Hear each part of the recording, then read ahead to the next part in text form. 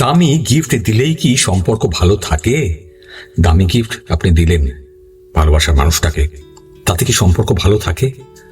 আসলে কি হয় জানেন, আসলে একটা সুন্দর সম্পর্ককে নষ্ট করার জন্য না কোনো থার্ড পার্সন লাগে না, কোনো তৃতীয় ব্যক্তি লাগে না। আমাদের নিজের মনই না যথেষ্ট।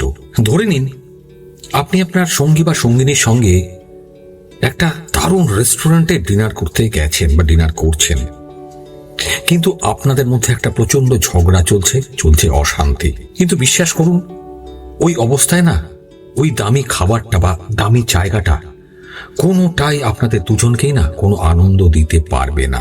কারণটা কি? কারণ আপনাদের মনটা অশান্ত।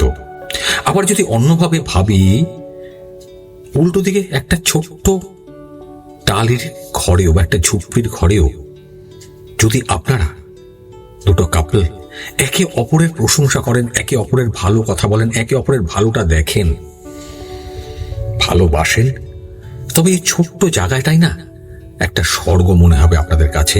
কারণ আপনার মন চাইলেই স্বর্গকে নরক বানাতে পারে, আর নরককে বানাতে পারে স্বর্গ। আমাদের সম্পর্কের সবচেয়ে বড় শত্রু কি জানেন? সেটা হলো আমাদের চিন্তা বা টেনশন। কোথায় থাকে? মাথার মধ্যে। বিয়ের চিন্তা, সঠিক একটা মানুষ পাবো তো? প্রেম যখন করছি, এই মানুষটা ঠিক তো? সন্দেহ আসে মনের মধ্যে। তারপরে আরেকটা চিন্তা থাকে, আমাদের রিলেশন বা সম্পর্কটা সারা জীবন টিকবে তো? এর সঙ্গে থাকে আমাদের কেরিয়ার, আমাদের সংসার, বাচ্চার ভবিষ্যৎ, বাবা মা সঙ্গে আছেন। এই সমস্ত দুশ্চিন্তা আমাদের এই বর্তমানে যে আনন্দ যেটাকে অনুভব করছি, সেই আনন্দটুকুকে কেড়ে নেয়।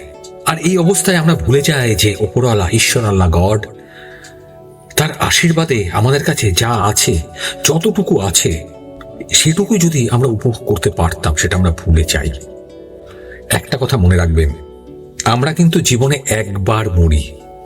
আমরা আমাদের লাইফে কিন্তু একবার মরি, কিন্তু প্রত্যেকটা দিন বাঁচি, প্রত্যেকটা দিন বাঁচি। Death happens once, but life happens every single moment.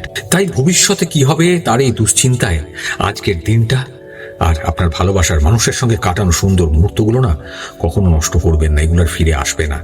সম্পর্কের এই জার্নি, সফর যেটা চলছে, সেটাকে সুন্দর করতে হলে সবার আগে নিজের মনের দুশ্চিন্তা, খারাপ চিন্তাটাকে সামলাতে আপনাকে হবে, সামলাতে শিখতে হবে।